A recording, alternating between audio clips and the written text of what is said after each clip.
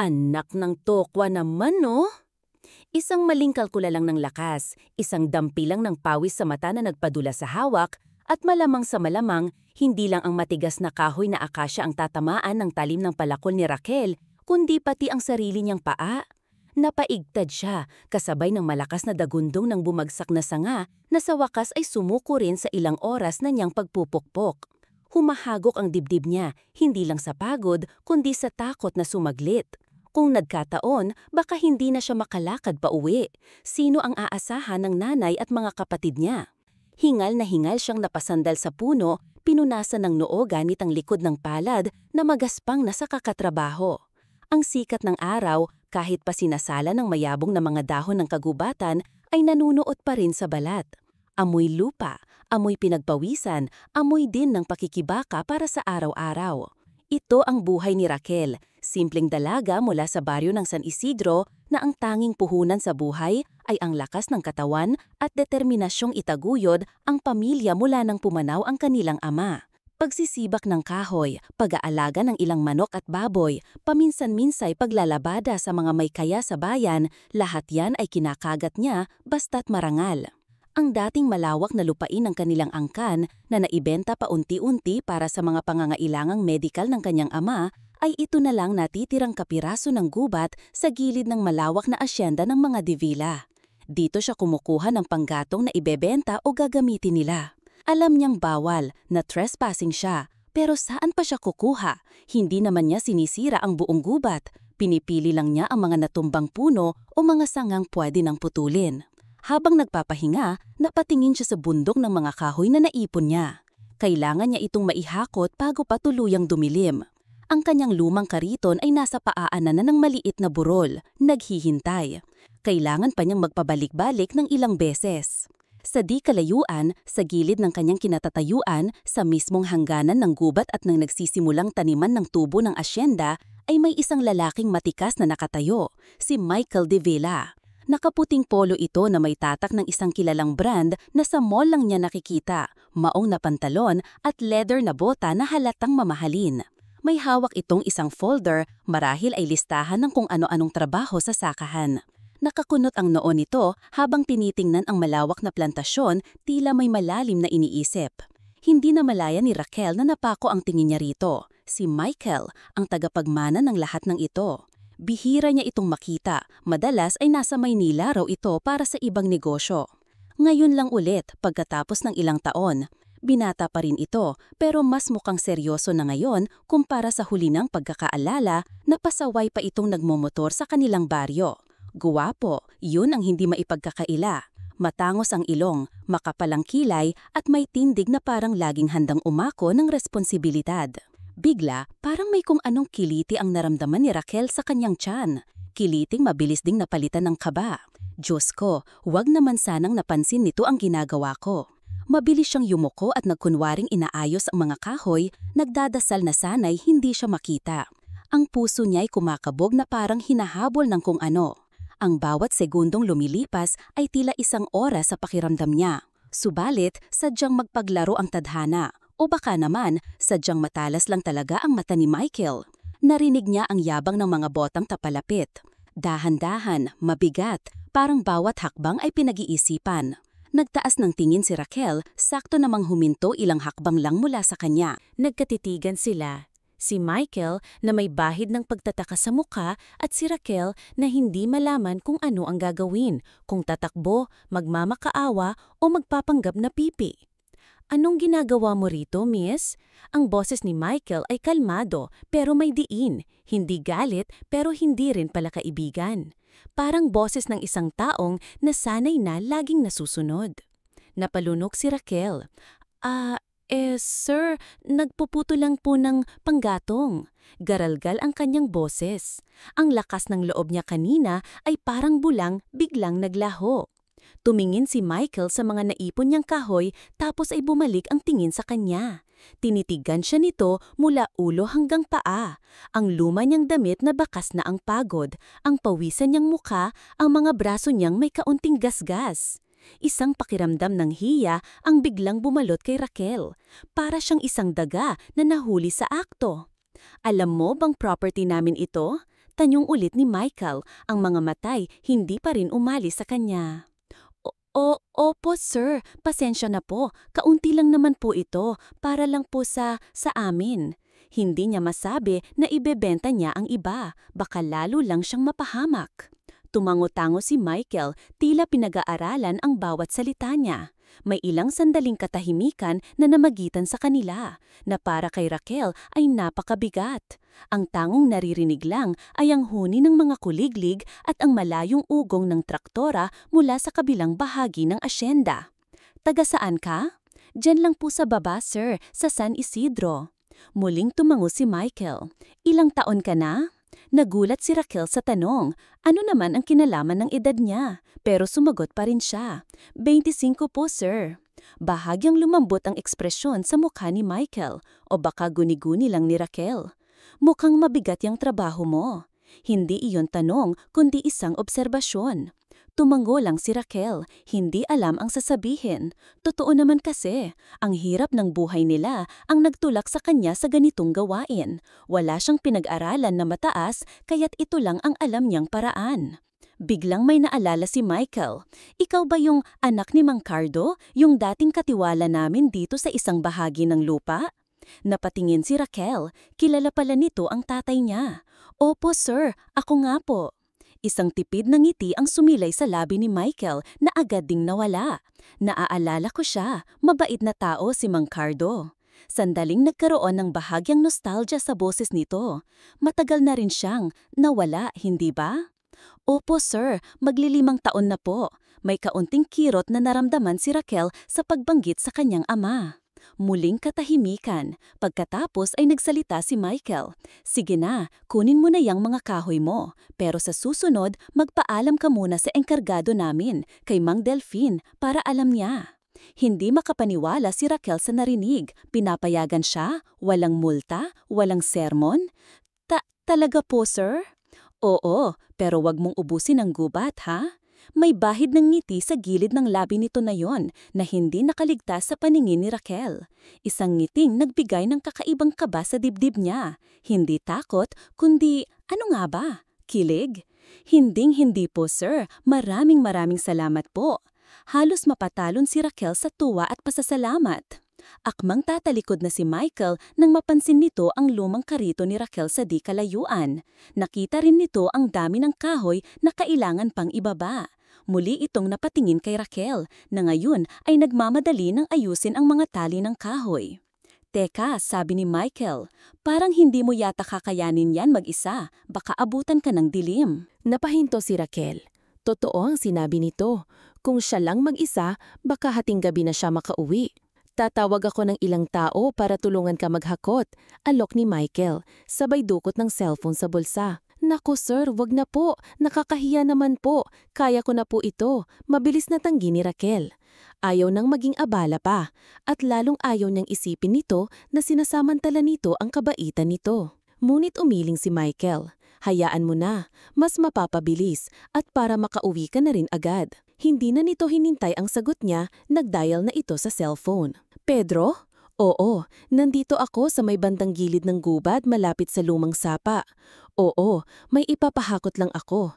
Dalhin mo yung maliit na traktora at 2 tao. Mga kahoy. Oo, sige, salamat. Pagkatapos ng telepono, muling hinarap ni Michael si Raquel.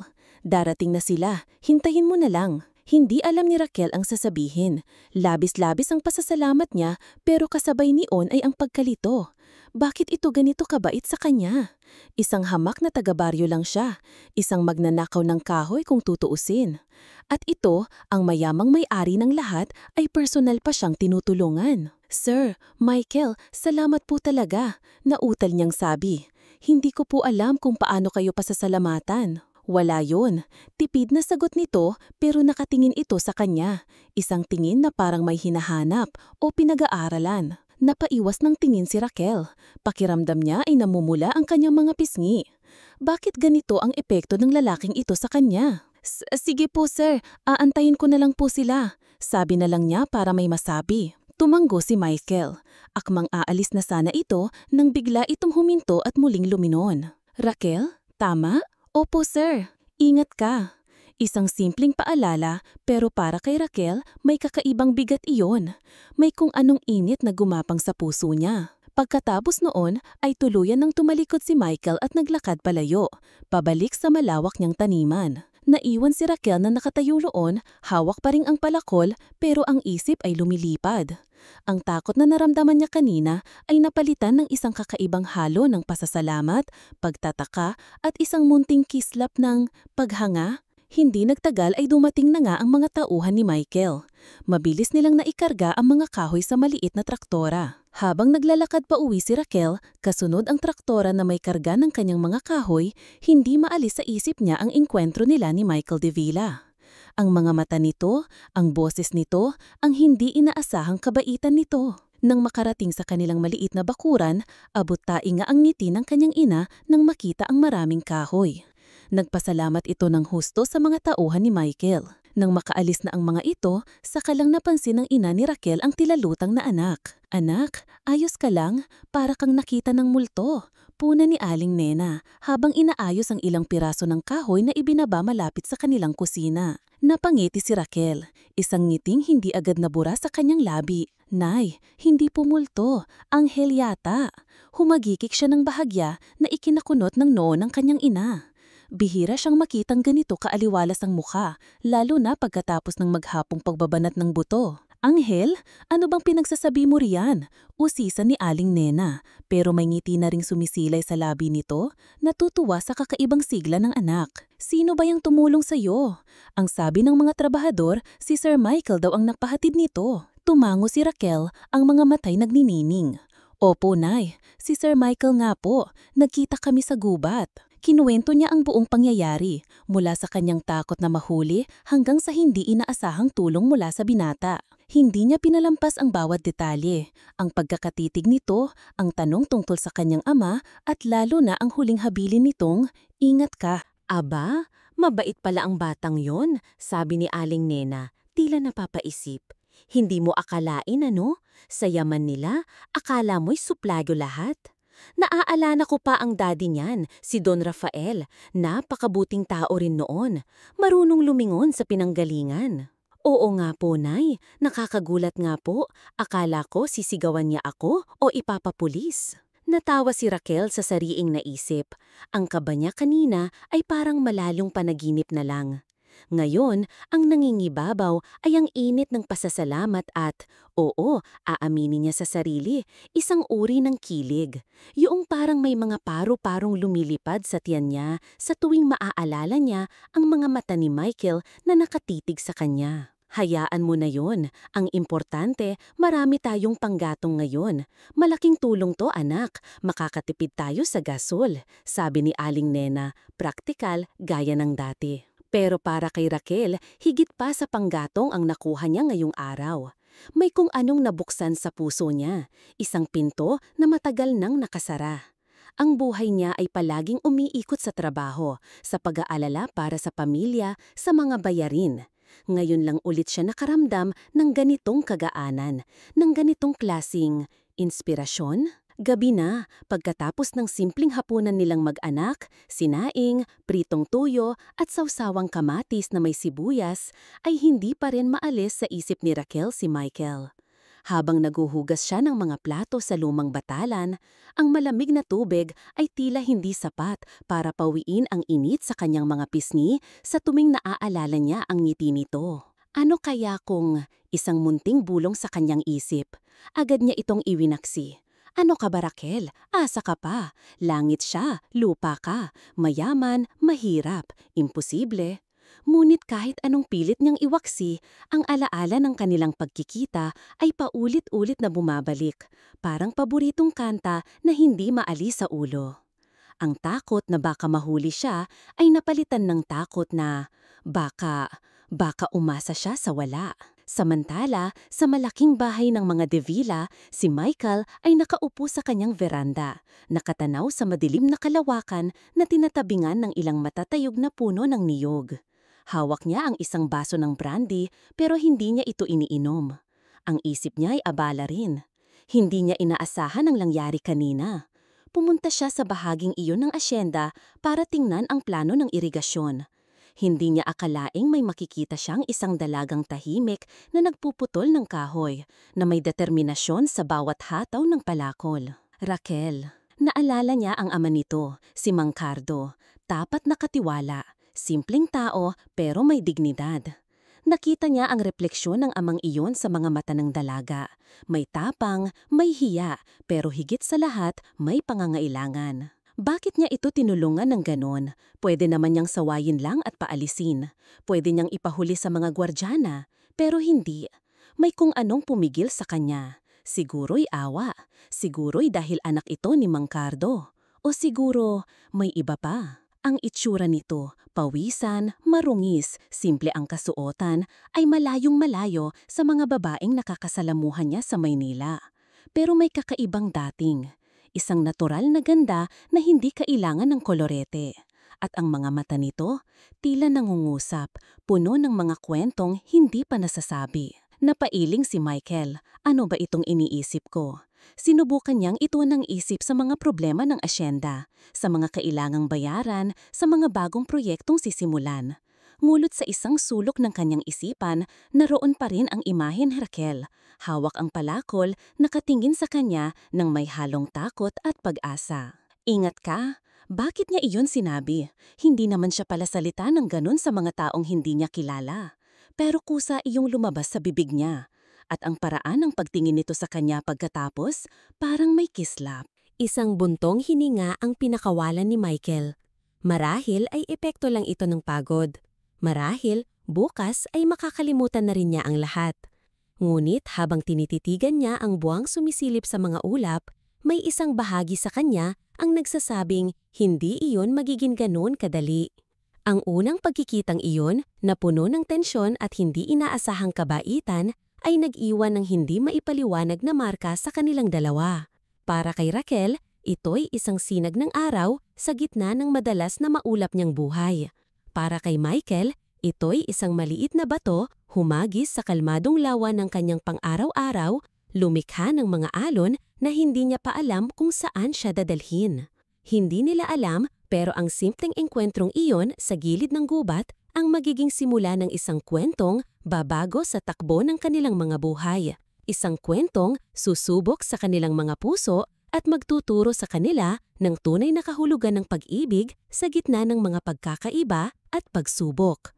Ang takot at kilig na naramdaman nila ay unang nota pa lamang sa isang awitin matagal pa bago matapos. Lumipas ang ilang araw mula nang di inaasahang pagkikita nila ni Michael De Villa sa gubat. Para kay Raquel, ang bawat araw ay tila may bagong kulay. Hindi na kasing bingat ang kanyang mga gawain. Ang pagising sa umaga, ang pag-aasikaso sa kanilang maliit na hayopan, at maging ang paghahakot ng tubig mula sa poso sa kanto ay tila mas magaan. Ang alaala ni Michael, ang kanyang mga titig, ang kabaitan nito, ang simpleng ingat ka, ay parang isang sikretong yaman na nagbibigay sa kanya ng kakaibang sigla. Lingid sa kaalaman ni Raquel, hindi rin pala siya nawawala sa isip ni Michael. Noong una, pilit nitong iwinawaksi ang imahe ng dalaga. Trabaho ang dapat kong atupigin, hindi kung ano-anong walang kabuluhang bagay. Saway niya sa sarili. Ngunit sa bawat pagpupulong niya tungkol sa ani ng tubo, sa bawat pag-inspeksyon niya sa mga makinarya, sumusulpot sa isang sulok ng kanyang isipan ang mukha ni Raquel. Ang mga matang may halong tapang at hiya, ang pawisang noo, ang mga kamay na halatang sanay sa mabibigat na gawain. Isang hapon, habang nag-iikot si Michael sa paligid ng asyenda sakay ng kanyang pickup truck, napadaan siya malapit sa baryo ng San Isidro. Hindi niya sinasadya, o baka naman, yun ang gusto niyang paniwalaan. Nakita niya si Raquel na naglalakad sa gilid ng kalsada, may bitbit na isang bayong na puno ng mga gulay. Marahil ay galing sa maliit nilang taniman sa likod bahay. Ang sinag ng papalubog na araw ay tumatama sa kanyang buhok, nagbibigay ng ginintong kulay dito. Kahit simple lang ang suot nitong duster at tsinelas, may kung anong panhalina itong taglay. Bigla, parang may kung anong nag-udyo kay Michael. Ipinahinto niya ang sasakyan sa tapat ni Raquel. Nagulat si Raquel nang makita kung sino ang nasa loob ng humintong sasakyan. Ang puso niya ay biglang kumabog ng malakas. Parang gustong kumawala sa dibdib niya. Si Sir Michael, ano ang ginagawa nito rito at bakit ito huminto? Ibinaba ni Michael ang bintana ng sasakyan. Raquel, tama? Tanong nito, May bahagyang ngiti sa labi. Isang ngiting muling nagpakiliti sa tiyan ni Raquel. Opo, Sir Michael. Sagot niya, medyo nauutal pa rin. Hindi siya sanay na kinakausap ng ganito kalapit ng isang devila. Puno kang dala. Saan ang punta mo? Tanong ni Michael, ang mga matay nakatutok sa kanya. Sa palengke po sana, sir. Ibenta ko lang po itong mga gulay. Nahihiya niyang itinuro ang bayong. Malayo pa ang palengke mula rito. Halika, sakay ka na. Ihahatid na kita. Alok ni Michael na ikinabigla ni Raquel. Naku, sir, wag na po. Nakakahiya naman po. Ayos lang po ako. Sanay naman po akong maglakad. Mabilis niyang tanggi. Ang ideya na makasabay sa mamahaling sasakyan ni Michael Davila ay parang isang panaginip na hindi niya kayang abutin. At isa pa, ano na lang ang sasabihin ng mga makakakita. Ano ka ba? Ayos lang. Wala naman akong gagawin para hindi ka na mahirapan. Giit ni Michael, ang boses ay malumanay pero may diin na hindi mo matatanggi. Binuksan nito ang pinto sa passenger side. Sige na. Napalunok si Raquel. Alanganing siyang tumingin sa nakabukas na pinto tatos kay Michael na naghihintay. Sa huli, wala siyang nagawa kundi sumunod. Dahan-dahan siyang sumakay, maingat na inilapag ang bayong sa paanan niya. Amoy bagong sasakyan ang loob, malinis at malamig dahil sa aircon, malayong malayo sa alikabok at init na nararanasan niya sa araw-araw. Nang nasa loob na siya, saka lang niya naramdaman ang matinding kaba. Katabi niya si Michael Davila, ang amo ng buong asyenda, ang lalaking ilang araw na ring laman ng kanyang mga panaginip sa gabi at mga pangarap sa umaga. Tahimik lang sila sa unang ilang minuto ng biyahe. Si Raquel ay hindi mapakali sa kanyang upuan, palingalinga sa labas, pinipigilan ang sariling mapatitig kay Michael. Si Michael naman ay paminsan-minsan sumusulyap sa kanya na lalong nagpapailang kay Raquel. Kumusta ka na? Basag ni Michael sa katahimikan. Mabuti naman po, sir. Sagot ni Raquel, ang boses ay bahagyang nanginginig pa rin. Yung mga kahoy, nagamit niyo ba ng maayos? Tanong ulit ni Michael na aala ang una nilang pagkikita. Opo sir, maraming salamat po ulit doon. Malaking tulong po talaga yon sa amin. Masigla niyang sagot, ang pasasalamat ay hindi pa rin kumukupas. Ngumiti si Michael. Wala yon. Basta sa susunod, doon ka nalang kumuha sa bandang likod ng bodega namin. May mga pinutol kaming puno doon na hindi na rin magagamit para hindi ka na mahirapan pa sa gubat. Napatingin si Raquel kay Michael, hindi makapaniwala. Talaga po sir? Oo, kausapin mo lang si Mang Kiko, yung caretaker doon. Sabihin mo, sinabi ko. Hindi malaman ni Raquel ang sasabihin. Ang kabaitan ni Michael ay tila walang katapusan. Salamat po talaga sir, sobra-sobra na po ang tulong niyo. Michael na lang, o Mike, wag mo na akong i-sir. Sabi nito, sumulyap ulit sa kanya at sa pagkakataong ito, nagtama ang kanilang mga mata. Isang segundo lang iyon pero para kay Raquel tumigil ang mundo. Nakita niya ang sinseridad sa mga mata nito at isang bagay pa na hindi niya mapangalanan pero nagbigay ng kakaibang init sa puso niya. Sige po, Michael, nahihiya niyang sabi. Ang pangalan nito sa kanyang mga labi ay parang may kakaibang tamis. Nakarating sila sa palengke. Tinulungan pa siya ni Michael na ibaba ang bayong. Bago ito umalis, nagpaalam ito. Mag-iingat ka, Raquel? Salamat ulit, Michael. Ingat ka rin sa pagmamaneho. Sagot niya, mas matapang na nayon. Pinanood niya ang pag-alis ng sasakyan ni Michael. Dala-dala ang isang ngiting abot-tenga at pusong puno ng kilig. Ang simpleng paghatod na iyon ay mas lalong nagpalapit sa kanila sa paraang hindi niya inaasahan. Ang mga sumunod na araw ay nagpatuloy sa ganitong takbo. Paminsan-minsan, nagkakataon na nagkakasalubong sila ni Michael. Minsan, habang nagdidilig si Raquel ng mga halaman sa harap ng kanilang bahay, dadaan ito at babati. Minsan naman, kapag pumupunta si Raquel sa bodega para kumuha ng kahoy, naroon din ito, nagkataong may tinitingnan. Sa bawat pagkikita nila, may mga maiikling usapan, mga palitan ng ngiti, mga sulyap na puno ng kahulugan. Natutunan ni Raquel na si Michael, sa kabila ng yaman at posisyon nito, ay isang simpleng tao rin. Mahilig itong magkwento tungkol sa mga pangarap niya para sa asyenda, sa mga bagong teknolohiya sa pagsasaka na gusto niyang subukan. Nalaman din niya ang saya sa lumang musikang Pilipino katulad ng kanyang yumaong ama. Sa mga sandaling iyon, nakakalimutan ni Raquel ang agwat sa kanilang estado sa buhay. Ang nararamdaman niya lang ay ang koneksyon, ang pagkakaunawaan at ang unti-unting pagtubo ng isang espesyal na damdamin. Isang tao, si Michael naman, sa bawat pakikipag-usap niya kay Raquel, ay lalong humanga sa katatagan at kasipagan nito. Nakikita niya ang busilak nitong puso, ang pagmamahal nito sa pamilya, at ang simpleng kaligayahan nito sa maliliit na bagay. Sa piling ni Raquel, nakakaramdam siya ng kapayapaan, isang bagay na matagal na niyang hindi naramdaman sa magulo niyang mundo sa Maynila. Isang gabi, nagkaroon ng maliit na salusalo sa bahay asyenda para sa mga piling bisita at kaibigan ni Michael mula sa Maynila. Kabilang dito si Nicole, ang matalik niyang kaibigan mula pa noong kolehiyo. Si Nicole ay isang maganda, sopistikada at matalinong babae, nagmula rin sa isang mayamang pamilya. Marami ang nagsasabing bagay sila ni Michael. At lingid sa kaalaman ng marami, matagal nang may lihim na pagtingin si Nicole kay Michael. Habang nagkakasiyahan ang lahat, napansin ni Nicole na tila may kakaiba kay Michael. Madalas itong nakatingin sa malayo, tila may malalim na iniisip.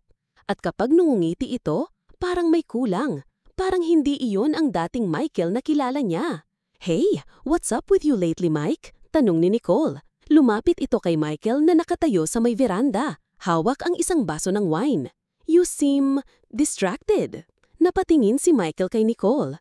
"Oh, hi Nick. Wala naman. Medyo pagod lang siguro sa trabaho." "Pagod? O baka naman in love?" Mapanuksong sabi ni Nicole. Sinubukan niyang biruin ito pero may kaunting kaba sa kanyang dibdib. Natawa si Michael pero parang pilit. "In love? Saan mo naman nakuha yan?" "I don't know. There's just this glow about you. And you've been spending a lot of time here in the province. Usually, you can't wait to go back to the city." Paliwanag ni Nicole. Pinagmamasdan ang reaksyon ni Michael. Hindi agad nakasagot si Michael. Iniwas nito ang tinhin. Marami lang talagang kailangang asikasuhin dito sa asyenda. Hindi kumbinsido si Nicole. May kutob siyang iba ang dahilan. At nang mga sumunod na araw, habang naroon pa siya sa asyenda, sinimulan niyang magmasid. Napansin niya ang madalas na pag-alis ni Michael nang hindi nagsasabi kung saan pupunta. Napansin din niya ang tila masayang disposisyon nito tuwing babalik. Isang araw, habang naglalakad si Nicole sa may gilid ng plantasyon, malapit sa daan papunta sa baryo, natanaw niya si Michael na kausap ang isang babae.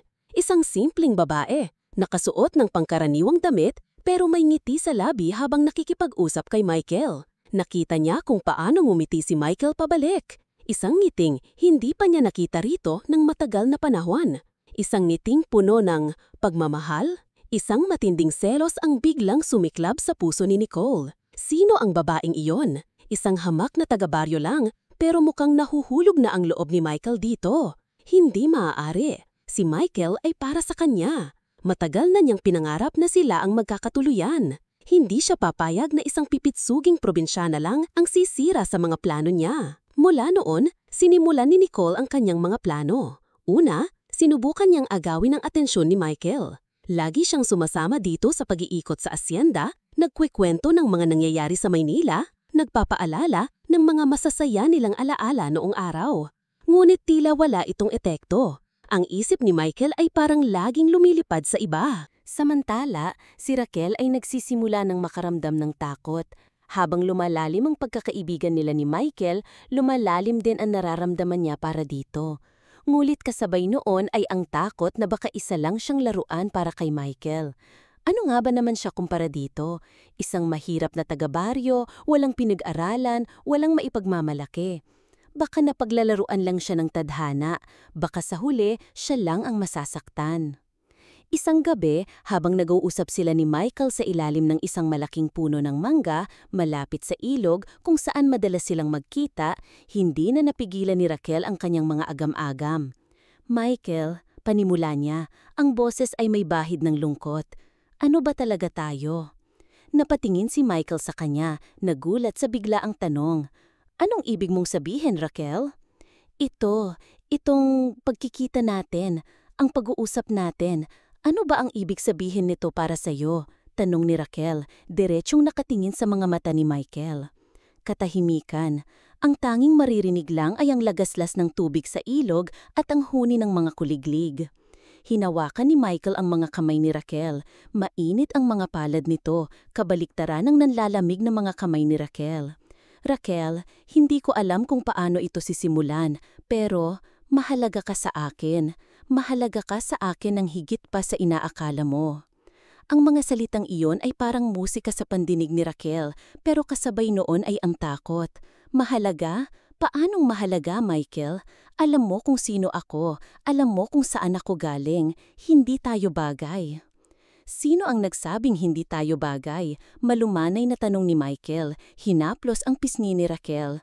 Ang nararamdaman ko para sa'yo ay totoo, Raquel. Hindi ko ito pinipilit, kusang dumating. Napaluha si Raquel. Natatakot ako, Michael. Natatakot akong baka isa lang akong isang alipin sa buhay mo, isang pansamantalang aliw. Pag nagsawa ka na, iiwan mo na lang ako. Ang mga salitang iyon ay matagal nang bumababag sa kanya. Ang tingin ng ibang tao, ang bulong-bulungunan sa baryo na kesyo umaakyat ng ligaw ang anak ni Aling Nena sa amo ng asyenda. Umiling si Michael, hinigpitan ng hawak sa mga kamay ni Raquel. Huwag mong isipin yan, Raquel. Hinding-hindi ka magiging alipin sa akin. Pantay ang tingin ko sa'yo. At ang nararamdaman ko, ito ay pagmamahal, totoong pagmamahal. Sa mga sandaling iyon, sa ilalim ng puno ng mangga, sa harap ng tahimik na ilog, umusbong ng tuluyan ang pagmamahal sa pagitan nina Michael at Raquel. Mga salitang binitiwan, mga pangakong hindi man nasambit ay naramdaman. Ngunit kasabay ng pag-usbong na ito ay ang anino ni Nicole na nagmamasid mula sa malayo. May ngiti sa labi na puno ng mapanisirang balak. Ang selos na nararamdaman niya ay nagiging isang mapanganib na apoy, handang sunugin ang anumang hahadlang sa kanyang daan. Ang simpleng kilig ay nauwi na sa isang mas malalim na pag-ibig, ngunit kasama nito ang multo ng selos at ang mga pagsubok na dala ng kanilang magkaibang mundo. Hindi pa nila alam, pero ang pag-iibigan nilang ito ay masusubok ng husto. Ang mga sumunod na linggo ay tila isang panaginip para kay Raquel. Ang pag-amin ni Michael ng kanyang nararamdaman ay nagbigay sa kanya ng bagong pag-asa, isang liwanag na hindi niya akalaing masisilayan pa. Bawat pagkikita nila, kahit papatago at palihim pa rin sa karamihan, ay puno ng kilig at mga pangakong tila abot kamay na. Ang mga simpleng hawak kamay habang namamasyal sa gilid ng ilog, ang mga ninanakaw na halik sa ilalim ng buwan, ang mga kwentuhan tungkol sa kanilang mga pangarap, lahat iyon ay itinatago ni Raquel sa kaibuturan ng kanyang puso. Si Michael naman ay tila nabuhayan. Ang dating seryoso at laging abala niyang muka ay napapalitan ng mga ngiti sa tuwing kasama si Raquel. Ang bigat ng responsibilidad sa asyenda ay tila gumaan kapag naririnig niya ang tawa ng dalaga, kapag nakikita niya ang sinseridad sa mga mata nito. Sa piling ni Raquel, natatagpuan niya ang katahimikan at kaligayahang matagal na niyang hinahanap. Subalit, sa kabila ng namumulaklak na pag-iibigan, hindi pa rin maalis ng tuluyan ang mga agam-agam sa puso ni Raquel. Ang takot na minsan niyang binanggit kay Michael, ang takot na baka isa lang siyang alipin o pansamantalang aliw, ay paminsan-minsan pa ring sumusulpot, lalo na kapag nakakarinig siya ng mga bulong-bulungan mula sa ibang tao sa baryo. May mga matang mapanghusga, mga salitang bumubulong na kesyo ginagamit lang daw niya ang kanyang ganda para makaahon sa hirap. Masakit, pero tinitiis niya, alang-alang kay Michael at sa pagmamahal na ibinibigay nito. Hindi alam ni na Michael at Raquel na ang bawat kilos nila, ang bawat lihim na pagkikita, ay hindi lingid sa kaalaman ni Nicole. Ang selos na nararamdaman ni Nicole ay lalo pang tumitindi sa bawat araw na nakikita niyang mas lalong nagiging malapit sina Michael at Raquel. Para sa kanya, si Raquel ay isang mga agaw, isang hamak na probinsyana na walang karapatang umibig sa isang Devilla. At gagawin niya ang lahat para mabawi si Michael. Nagsimula ang lihim na pagpaplano ni Nicole. Una, sinubukan niyang gamitin ang kanyang impluwensya sa pamilya Devilla. Kinausap niya ang ina ni Michael, si Doña Esmeralda, isang matapobreng babae na ang tanging mahalaga ay ang yaman at pangalan ng kanilang pamilya. Ipininta ni Nicole si Raquel bilang isang oportunista, isang babaeng ang habol lang ay ang pera ng mga Devilla. Tita, I'm just concerned about Michael. Malumanay ngunit may diin na sabi ni Nicole kay Doña Esmeralda isang hapon habang nagkakape sila sa mansyon. That Raquel girl, I don't think she's good for him. She's from a poor family, tita. Baka naman, She's just after his money. Napakunot ang noo ni Doña Esmeralda. Hindi lingid sa kanya ang mga chismis tungkol sa anak at sa isang taga-baryo. Noong una, hindi niya ito pinapansin. Iniisip na isa lang ito libangan ni Michael. Pero ngayong si Nicole na mismo ang nagsasabi, nagsimula na siyang mag-alala. Si Nicole ay itinuturing na niyang parang anak at matagal na niyang gusto itong mapangasawa ni Michael. Are you sure about this, Nicole? Tanong ni Doña Esmeralda. Ang boses ay may bahid ng pag-aalala. I've seen them, tita. Palaging magkasama. And Michael, he seems so smitten. It's not like him. I'm worried she's manipulating him. Sagot ni Nicole. Idagdag pa ang ilang kasinungalingan para mas maging kapanipaniwala ang kanyang kwento. Ang mga salita ni Nicole ay parang lason na unti-unting kumalat sa isip ni Doña Esmeralda. Nagsimula itong magduda kay Raquel, nagsimula itong gumawa ng sarili nitong mga hakbang para protektahan ang anak. Hindi nagtagal, nagsimulang makaramdam si Michael ng pressure mula sa kanyang ina. Madalas siyang kausapin nito tungkol sa kahalagahan ng pagpili ng tamang mapapangasawa. Isang babaeng kauri nila, isang babaeng magdadala ng karangalan sa kanilang pamilya. Hindi direktang binabanggit si Raquel, pero alam ni Michael kung sino ang tinutukoy ng kanyang ina. Michael, anak, you have to be careful, sabi ni Doña Esmeralda isang gabi. Maraming babae riyan niya ang habol lang ay ang pangalan at pera natin. You need to choose someone who is suitable. Ma, I know what I'm doing, sagot ni Michael, pilit pinapakalma ang sarili. Ayaw niyang pag-awayan nila si Raquel. Are you sure? Dahil ang mga naririnig ko, hindi maganda. Baka napaglalaruan ka lang ng isang babaeng alam kung paano gamitin ang kanyang charms. Patuloy ng ina. Ang boses ay tumataas na. Nagkaroon sila ng mainitang pagtatalo. Ipinagtanggol ni Michael si Raquel. Sinabing mabuti itong tao at mahal niya ito. Ngunit ang mga salita ni Doña Esmeralda na pinalakas pa ng mga sulsol ni Nicole ay nag-iwan ng marka sa isip ni Michael. Nagsimula siyang mag-isip, paano kung may katotohanan ang sinasabi ng ina niya? Paano kung si Raquel ay hindi pala kasing inosente ng inaakala niya? Ang mga pagdududang ito, kahit maliit noong una, ay unti-unting lumaki, lalo na nang magsimulang gumawa ng mas matinding hakbang si Nicole. Isang araw, habang wala si Michael sa asyenda dahil may inaasikaso ito sa Maynila, sinadya ni Nicole na puntahan si Raquel sa bahay nito. Dala niya ang isang mamahaling regalo, isang set ng alahas na kumikinang. Raquel, right? Bungad ni Nicole, may matamis na ngiti sa labi na hindi naman umabot sa kanyang mga mata.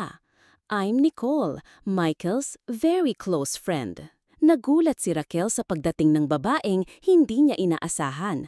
Kilala niya ito sa pangalan, madalas itong mabanggit ni Michael.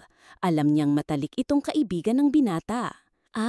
Opo, tuloy po kayo, alanganing sabi ni Raquel. Pinapasok si Nicole sa kanilang maliit at simpleng sala.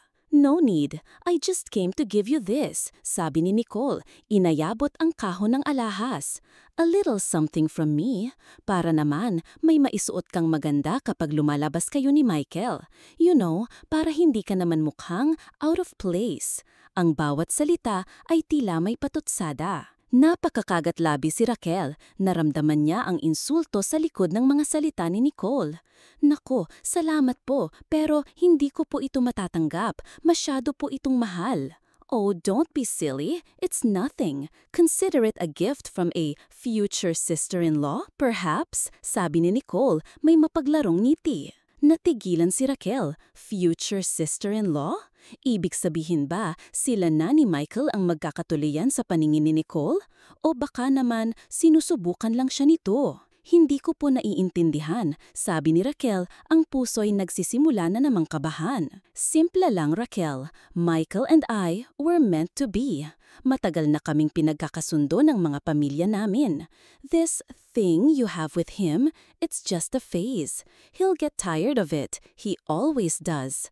Ang boses ni Nicole ay malamig na ngayon, nawala na ang pagkukunwaring kabaitan. So, I'm asking you nicely, layuan mo na siya, para sa ikabubuti mo, para hindi ka na masaktan pa sa huli.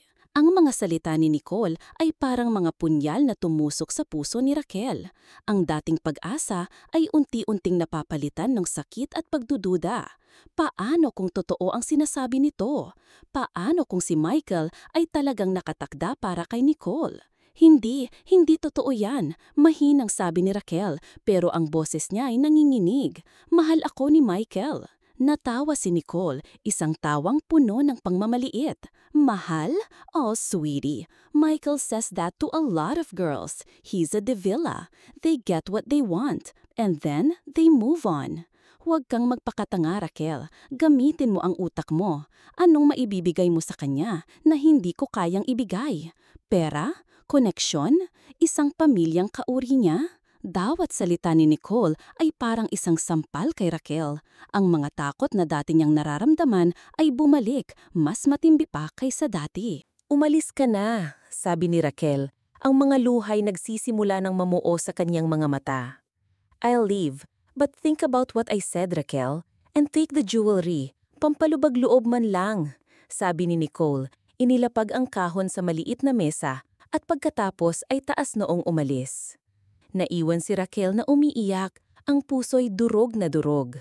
Ang mga salita ni Nicole ay paulit-ulit na umalingaw-ngaw sa kanyang isipan. It's just a phase. He'll get tired of it. Nang bumalik si Michael mula sa Maynila, napansin niyang tila malamig ang pakikitungo ni Raquel sa kanya. Hindi na ito kasing sigla ng dati. Madalas itong tahimik at malalim ang iniisip. Tinanong niya ito kung ano ang problema, pero laging sinasabi ni Raquel na wala, pagod lang siya. Ang mga pagdududa na itinanim ni Doña Esmeralda at Nicole sa isip ni Michael ay nagsimula na ring mag-ugat. Napapansin niya ang pagbabago kay Raquel. Nagsimula siyang mag-isip kung baka nga totoo ang mga hinala nila. Ang sitwasyon ay lalo pang lumala nang kumalat ang isang tsismis sa asyenda. Isang tsismis na si Raquel daw ay buntis at si Michael ang ama. Ang tsismis na ito ay pakana ni Nicole na nagbayad sa ilang mga katiwala para ikalat ang maling balita. Ang layunin niya, sirain ng tuluyan ang tiwala ni Michael kay Raquel at palabasin na si Raquel ay desperada nang makasal kay Michael. Nakarating ang tsismis kay Michael. Noong una, hindi siya naniwala. Pero dahil sa mga naunang pagdududa at sa biglang pagbabago ng pakikitungo ni Raquel, nagsimula siyang maguluhan. Kinumpronta niya ito si Raquel tungkol dito. Raquel, totoo ba? Tanang ni Michael, ang boses ay puno ng pag-aalala at pagkalito. Totoo bang buntis ka? Natigilan si Raquel. Buntis? Saan nanggaling ang balitang iyon? Ano? Hindi totoo yan, Michael. Saan mo narinig yan? Kumakalat sa buong asyenda, Raquel. At ang mga kilos mo lately, parang iniiwasan mo ako. May itinatago ka ba? Ang tono ni Michael ay hindi na kasing lambing ng dati. May bahid na ito ng akusasyon. Nasaktan si Raquel sa sinabi ni Michael. Hindi siya makapaniwalang pinagdududahan siya nito. Wala akong itinatago, Michael, at hindi ako buntis. Bakit mo ako pinagdududahan? Dahil hindi ko na alam kung ano ang paniniwalaan ko, Raquel, sigaw ni Michael, ang frustration ay halata na sa kanyang boses. Ang dami kong naririnig, mula kay mama, mula sa iba, at ngayon ito. Ang sigaw ni Michael ay parang isang sampal kay Raquel. Ang lalaking minahal niya, ang lalaking pinagkatiwala niya, ay siya pa ang unang nagduda sa kanya. Ang sakit ay hindi na niya makayanan. Kung hindi mo ako kayang paniwalaan, Michael, siguro nga tama sila. Sabi ni Raquel, ang mga luhay tuluyan ng bumagsak. Siguro nga, hindi tayo para sa isa't isa. Anong ibig mong sabihin? Tanong ni Michael, ang galit ay biglang napalitan ng takot. Siguro nga, kailangan na nating itigil ito. Sabi ni Raquel, ang boses ay basag na. Hindi ko na kaya, masyado nang masakit. Hinawakan ni Michael ang braso ni Raquel. Raquel, please, wag mong sabihin yan. Mag-usap tayo. Ngunit umiling si Raquel, pilit na kumakawala sa hawak ni Michael. Para saan pa, Michael? Para saktan mo lang ulit ako? Para pagdududahan mo lang ulit ako? Sawang-sawa na akong patunayan ang sarili ko. Kung sa tingin mo, isa lang akong babaeng ang habol ay ang pera mo o ang pangalan mo, sige, maniwala ka sa gusto mong paniwalaan. Sa kabila ng lahat ng mga pag-aalaga at pagmamahal na ipinakita ni Michael noong una, ang mga pagsubok na dala ng mga taong nakapaligid sa kanila, lalo na ang mga paninira ni Nicole, ay nagdulot ng malaking lamat sa kanilang relasyon. Ang dating tiwala ay napalitan ng pagdududa. Ang dating pag-asa ay unti-unting namamatay. Nang gabing iyon, umuwi si Raquel na wasak ang puso. Ang lihim ng pagtanggi, ang pagtanggi ni Michael na paniwalaan siya, ang pagtanggi niyang ipaglaban siya ng lubusan laban sa mga paninira, ay isang kirot na mahirap hilumin. Naisip niya, baka nga tama si Nicole. Baka nga isa lang siyang hamak na face sa buhay ni Michael. Si Michael naman, naiwang gulong-gulo ang isip. Mahal niya si Raquel, sigurado siya roon. Pero ang mga pagdududa, ang mga salita ng kanyang ina, ang mga chismis, lahat iyon ay parang isang lason na unti-unting pumapatay sa kanyang paniniwala.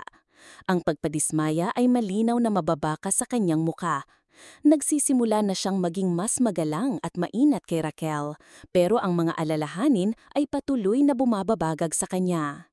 Hindi niya alam, pero ang pagtanggap niya sa ideya na baka nga may anak siyang ipinanganak, kahit hindi totoo, ay isang bagay na kailangan niyang harapin, at ang pagtitiwala niya kay Raquel ang tanging susi para malutas ang lahat. Ang pag-iibigan nilang nagsimula sa kilig at pag-asa ay nasasadlak na yon sa sakit at kawalan ng tiwala. Ang lihim ng pagtanggi ay isang mabigat na pasanin na kailangan nilang lampasan kung gusto nilang magpatuloy ang kanilang tunay na pagmamahal. Ang mga araw na sumunod sa kanilang mainitang pagtatalo ay puno ng bigat at katahimikan para kina Michael at Raquel. Si Raquel ay bumalik sa kanyang dating buhay, ang pagsisibak ng kahoy sa lugar na sinabi ni Michael kahit pa may kirot siyang nararamdaman sa tuwing naaalala ito, ang pag-aalaga sa kanilang munting kabuhayan, ang pag-iwas sa anumang bagay na magpapaalala sa kanya kay Michael. Ngunit ang sakit sa kanyang puso ay hindi gaano kadaling iwasan. Sa bawat sulok ng kanilang baryo, sa bawat puno sa gilid ng gubat, naroon ang alaala ng kanilang mga lihim na pagkikita, ang mga ngiti, ang mga pangako. Ang pagdududa ni Michael sa kanya, lalo na ang tungkol sa hindi totoong pagbubuntis, ay isang sugat na malalim at mahapdi. Sa gabi, madalas siyang napapaiyak na lang sa kanyang unan, tinatanong ang sarili kung saan siya nagkamali. Minahal niya si Michael ng buong katapatan, ibinigay niya ang kanyang tiwala, pero sa huli, nasaktan lang siya. Ang pangarap na binuo nila ay gumuho na parang kastilyong buhangin. Nagsimula siyang maniwala na siguro nga hindi sila para sa isa't isa. Siguro nga tama ang mga mapanghusgang mata ng lipunan. Ang isang devila ay para lamang sa isang kauri nito. Si Michael naman ay hindi rin matahimik. Ang galit at pagkadismaya na naramdaman niya noong una ay unti-unting napapalitan ng pagsisisi at pangungulila. Hinahanap-hanap niya ang presensya ni Raquel, ang mga ngiti nito, ang mga simpleng kwentuhan nila. Ang akusasyon niya tungkol sa pagbubuntis na dala ng kanyang pagkalito at ng mga sulsol sa paligid ay bumababagag sa kanyang konsyensya. Alam niyang nasaktan niya ng husto si Raquel. Sinubukan niyang kausapan ulit si Raquel, pero laging umiiwas ang dalaga. Kapag nagkakasalubong sila ng hindi sinasadya, yumuyuko lang ito at nagmamadaling umalis na parang stranger sila sa isa't isa. Ang dating init sa mga mata ni Raquel ay napalitan ng lamig at pait. Samantala, si Nicole ay nagdiriwang sa kanyang tagumpay. Akala niya tuluyan na niyang napaghiwalay sina Michael at Raquel. Mas naging malapit siya kay Michael, laging nakaalalay, nagbibigay ng payo, nagpapanggap na nag-aalala. Palagi niyang ipinapaalala kay Michael na mas mabuti na ang nangyari at hindi naman talaga sila bagay ni Raquel. Ngunit may isang bagay na hindi inaasahan ni Nicole. Ang konsyensya ng isa sa mga katiwalang binayaran niya para ikalat ang chismis tungkol sa pagbubuntis ni Raquel ay nagsimulang kumilos. Si Mang Tonyo, isang matandang katiwala na matagal nang naninilbihan sa mga divila at may malaking respeto kay Mang Cardo, ama ni Raquel, ay hindi na makatulog ng mahimbing. Alam niyang malaking kasalanan ang ginawa niya, hindi lang kay Raquel kundi pati na rin kay Michael. Isang araw, hindi na nakatiis si Mang Tonyo. Nilakasan niya ang kanyang loob at kinausap si Michael. Sir Michael, may kailangan po kayong malaman. Nanginginig na sabi ni Mang Tonyo na kayuko. Napakunot ang noo ni Michael. Ano yun, Mang Tonyo? Tungkol po kay Raquel at sa kumalat na balita na nabuntis siya. Biglang tumibok ng malakas ang puso ni Michael. Anong tungkol doon? Huminga ng malalim si Mang Tonyo. Sir, hindi po totoo yon, kasinungalingan lang po ang lahat. Natigilan si Michael.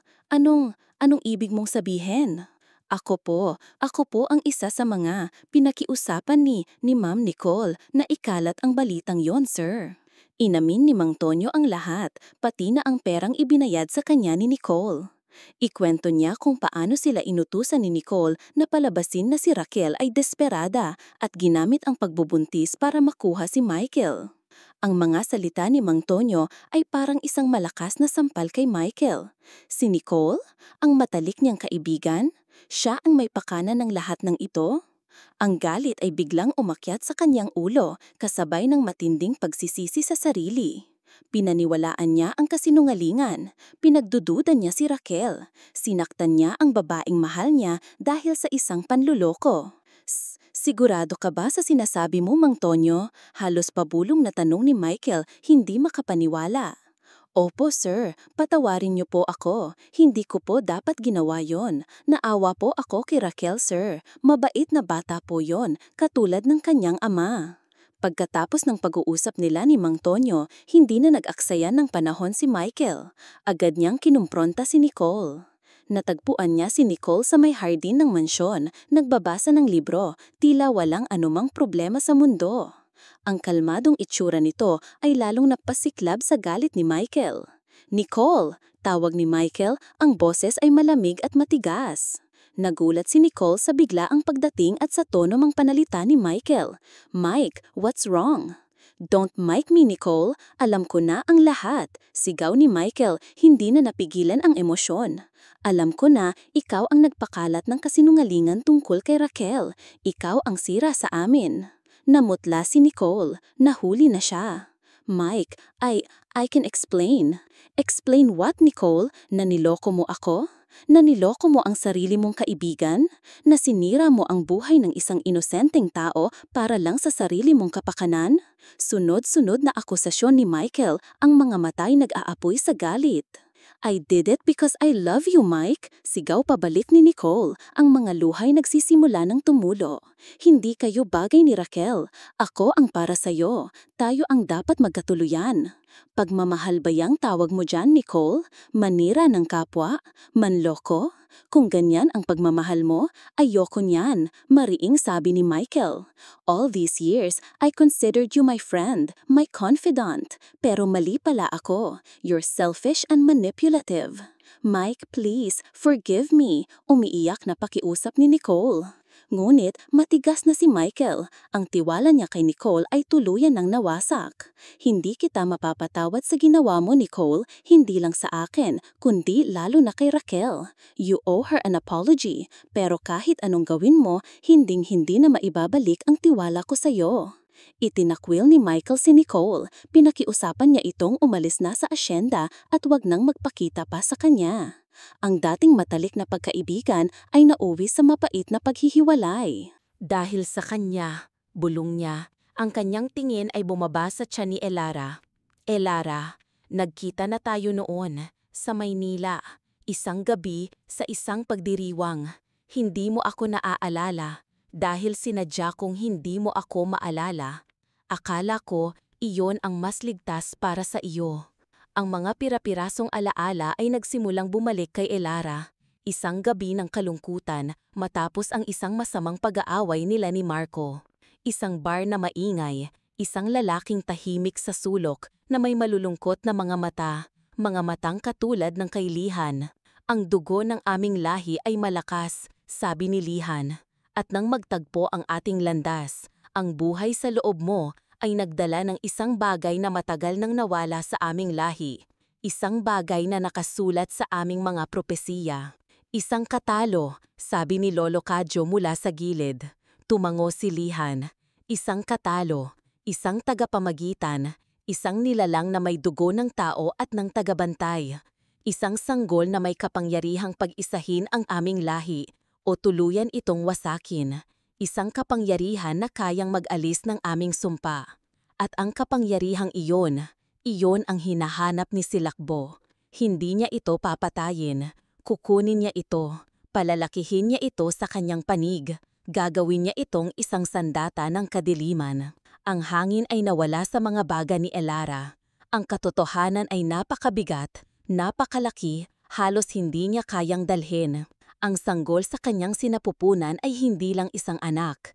Ito ay isang pag-asa, isang propesiya, isang target. Sa sandaling iyon, si Dayang Sinta, na kanina pa'y tahimik, ay dahan-dahang tumayo. Lumapit siya kay Elara. Ang kanyang mga mata, na kanina'y puno ng sakit, ay ngayoy nagliliwanag sa isang marangal na liwanag.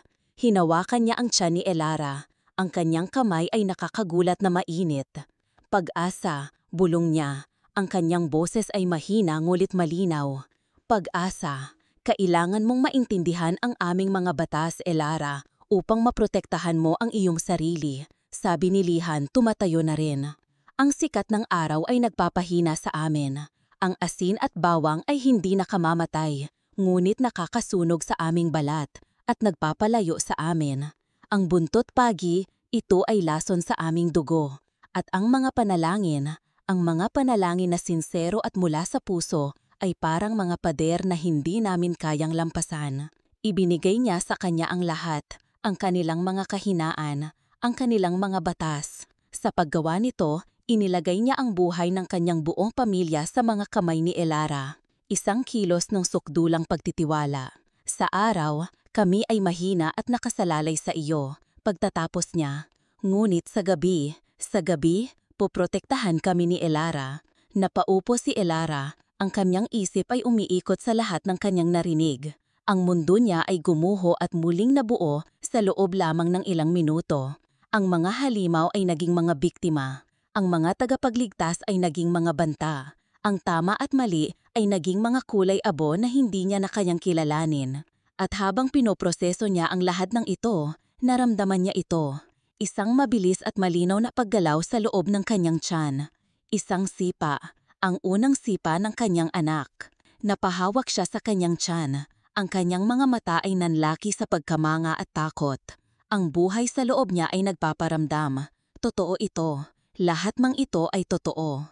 Kasabay ng pagsipa ng sanggol, isang malakas na hangin ang humampas sa bahay. Ang nag-isang lampara de gas sa mesa ay biglang kumurak. Isa, dalawa, at namatay. Nilamon sila ng bigla ang kadiliman. At mula sa labas, mula sa direksyon ng bundok anino, isang tunog ang umalingaw-ngaw. Hindi ito ang alulong ng isang lobo. Hindi ito ang sigaw ng isang ibon. Ito ay isang tunog na mas primal, mas gutom. Isang nakakapangilabot na alulong na tila nagsasabing, nahanap na kita. Ang alulong na iyon, hindi ito galing sa lalamunan ng isang hayop. Alam ni Kadyo ang tunog na iyon. Ito ay ang sigaw ng isang gutom na kaluluwa. Isang deklarasyon ng digmaan na ipinapadala sa hangin. Ito ang tinig ni Silakbo. Ang oras ng paghihintay ay tapos na. Habang sina Elara at Lihan ay nanatiling hindi makagalaw dahil sa takot, isang apoy ang muling nag-alab sa loob ni Kadyo. Isang apoy na 50 taon nang natutulog sa ilalim ng abo ng pagsisisi. Ang pagiging duwag na pumatay kay Alonsina ay matagal nang namatay kasama niya. Ang natira ay ang albularyo, ang manggagamot, ang mandirigma. Sa kusina, utos niya. Ang kanyang boses ay biglang naging matalas at puno ng awtoridad na pumutol sa tensyon. Elara, magpakulo ka ng tubig. Lihan, kailangan ko ng matinding apoy sa kalan. Walang tanong na sumunod ang dalawa. Ang kanilang pagkalito ay napalitan ng pagsunod sa biglaang kapangyarihan sa kanyang boses. Habang sila ay kumikilos, lumuhod si Kadyo sa sahig ng sala. Inalis niya ang isang maluwag na tabla ng kawayan. Isang lugar na walang sinuman ang nakakaalam maliban sa kanya. Mula sa ilalim, inilabas niya ang isang telang itim, marumi at amoy lupa. Maingat niya itong binuksan. Sa loob ay may mga kagamitan na hindi niya hinawakan sa loob ng maraming dekada. Isang maliit na bote na may lamang maitim na langis. Langis ng niyog na hinaluan ng dinikdik na sungay ng usa. Isang bungkos ng mga tuyong ugat ng taglibon. Isang halaman na sinasabing kayang magkubli ng isang tao. At ang pinakamahalaga sa lahat, isang pako. Isang mahaba, kalawangin at baluktot na pako na kinuha niya mula sa kabaong ng kanyang sariling ama. Ang pako sa kabaong ay may kapangyarihan, sabi ng matatanda. Isang piraso ng bakal na nakasaksi sa pagtawid mula sa buhay patungo sa kamatayan. Dinala niya ito sa nag-aalab na kalan. Ginamit ang isang pares ng sipit, inilagay niya ang pako sa gitna ng apoy. Pinanood niya itong magbaga. Ang kalawang ay natutunaw at nagiging isang kulay dalanda na liwanag. "Lolo, ano pong ginagawa niyo?" Tanong ni Elara. Ang kanyang muka ay nababahira ng takot at pagkamangha. "Gumagawa tayo ng pangil," sagot ni Kadyo. Hindi inaalis ang kanyang tingin sa nagbabagang bakal. Nang ang pako ay kasing pula ng dugo, kinuha niya ito at inilagay sa isang patag na bato.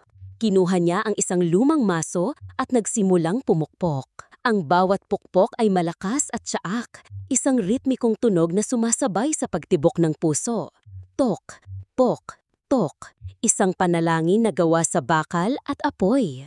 Ang baluktot na pako ay unti-unting humuhugis, nagiging isang krudo ngunit matalim na punyal. Habang nagpapanday, si Lihan ay lumapit.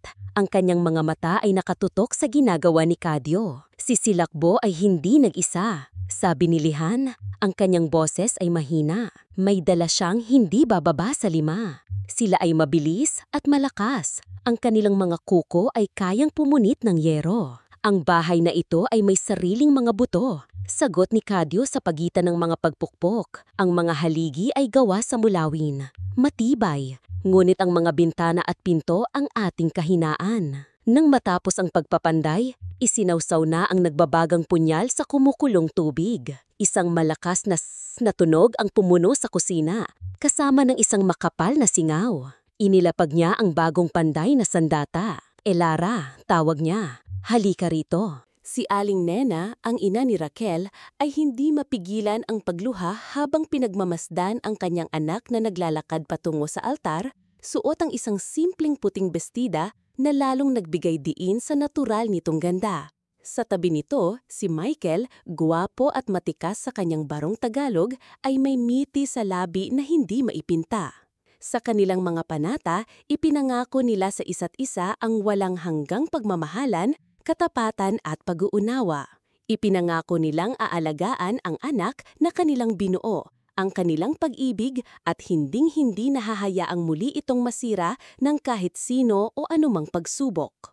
Pagkatapos ng seremonya, isang maliit na salusalo ang idinaos sa bakuran ng bahay asyenda. Hindi ito magarbo pero puno ng saya at tawanan. Ang mga taga-baryo ay naghanda ng mga katutubong pagkain, nagkaroon ng sayawan at mga awitan. Ang dating pormal na asyenda ay napuno ng buhay at ng diwa ng isang masayang komunidad. Sa isang sulok, nakaupo si Doña Esmeralda, pinagmamasdan ang kasiyahan. May ngiti sa kanyang labi. Lumapit sa kanya si Raquel. "Ma," bati ni Raquel, ginamit na ang tawag na matagal nang gustong marinig ni Doña Esmeralda mula sa kanya. Hinawakan ni Doña Esmeralda ang kamay ni Raquel. "Raquel, iha, masaya ako para sa inyo ni Michael. At patawarin mo ako sa mga nagawa ko noon." "Tapos na po yun, ma. Ang mahalaga po ay ang ngayon," nakangiting sagot ni Raquel. Niyakap niya ang kanyang biyenan, isang yakap na puno ng pagpapatawad at pagtanggap. Habang nagaganap ang kasiyahan, may isang hindi inaasahang bisita ang dumating, si Nicole. Payat ito at mukhang napagdaanan ang maraming paghihirap. Lumapit sa kanya kina Michael at Raquel, may dalang isang maliit na regalo. "Michael, Raquel," mahinang bati ni Nicole na kayuko. "Gusto ko lang sanang humingi ng tawad sa lahat ng nagawa ko. Alam kong hindi sapat ang sorry, pero sana mapatawad niyo ako. At congratulations sa inyong kasal." Nagkatinginan sina Michael at Raquel. Ang galit na dati nilang naramdaman para kay Nicole ay napalitan na ng awa. Nakita nila sa mga mata nito ang totoong pagsisisi. "Nicole," sabi ni Michael, "pinapatawad ka na namin. Sana ay natutunan mo na ang iyong leksyon." Oo, Michael, natuto na ako. Sagot ni Nicole, ang mga luhay nagsisimulang mamuo. Sana maging masaya kayo. Tinanggap ni Raquel ang regalo ni Nicole. Salamat, Nicole. Sana maging masaya ka rin. Umalis si Nicole nang may kaunting kapayapaan sa kanyang puso. Ang kanyang mga maling desisyon ay nagdulot ng maraming sakit, hindi lang sa iba, kundi pati na rin sa kanyang sarili. Ngunit, ang pagpapatawad na ipinakita ni na Michael at Raquel ay nagbigay sa kanya ng pagkakataon magsimulang muli. Natanggap na niya ang kanyang pagkatalo, hindi lang sa kanyang plano, kundi pati na rin sa laban sa sarili niyang mga demonyo. Sa paglipas ng panahon, ang pagsasama ni na Michael at Raquel ay lalo pang pinagtibay ng pagdating ng kanilang mga supling. Nagkaroon sila ng 2 anak, isang lalaki na pinangalanan nilang Rafael, sunod sa yumaong ama ni Michael, at isang babae na pinangalanan nilang Maria, sunod sa pangalan ng lola ni Raquel. Ang kanilang mga anak ang naging bagong sentro ng kanilang buhay, ang bunga ng kanilang pagmamahalan, sinubok ng panahon. Ang katahimikan pagkatapos matuklasan ang nasirang linya ng asin ay mas nakakatakot kaysa sa anumang alulong. Ito ay isang tahimik na pagpapahayag. Alam nila. Hindi lang ang mga nilalang mula sa bundok, kundi pati na rin ang mga tao sa baryo. Alam nila kung nasaan sila. At pinapanood sila. Bumalik sila sa loob. Ang bawat isa ay abala sa sariling mga takot. Si Lolo Kadyo ay paulit-ulit na sinusuri ang mga kandado at mga bintana. Ang kanyang muka ay isang maskara ng matinding konsentrasyon.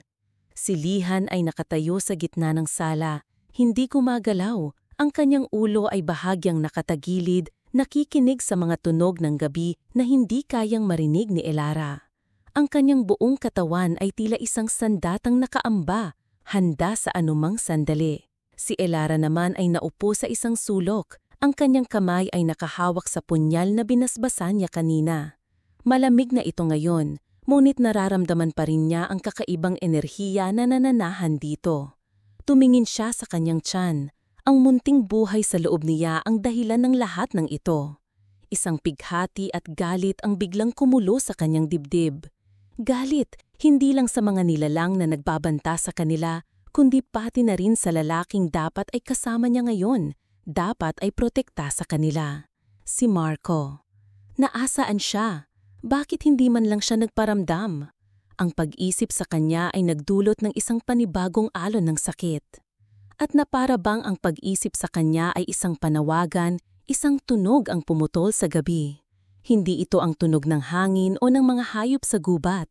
Ito ay ang tunog ng isang makina. Isang papalapit na tunog ng tricycle. Nagkatinginan silang lahat. Ang tunog ay huminto malapit sa simula ng landas papunta sa bahay. Sinundan ito ng mga sigaw, isang pamilyar na boses, mayabang at walang pasensya. Elara! Elara! Alam kong nandyan ka. Lumabas ka. Ano ba tong lugar na to? Mukhang katapusan na ng mundo. Napahawak si Elara sa kanyang bibig. Hindi maaari. Si Marco. Tumakbo siya papunta sa pinto, ngunit hinarangan siya ni Lihan. Huwag, sabi nito. Ang kanyang mga mata ay seryoso. Masyadong mapanganib. Pero, paano? Bulong ni Elara. Paano niya nahanap ang lugar na ito?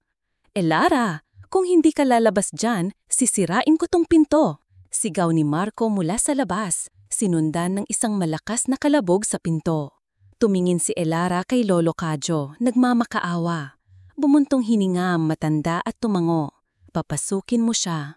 Mas mapanganib kung gagawa siya ng ingay dito sa labas. Nanginginig na binuksan ni Elara ang pinto. Nakatayo sa labas si Marco. Ang kanyang damit na pangsiyudad ay puno ng putik. Ang kanyang buhok ay magulo at ang kanyang mukha ay puno ng inis. Sa likuran niya, ang driver ng tricycle ay mabilis na umalis na parabang takot na manatili sa lugar na iyon kahit isang segundo pa.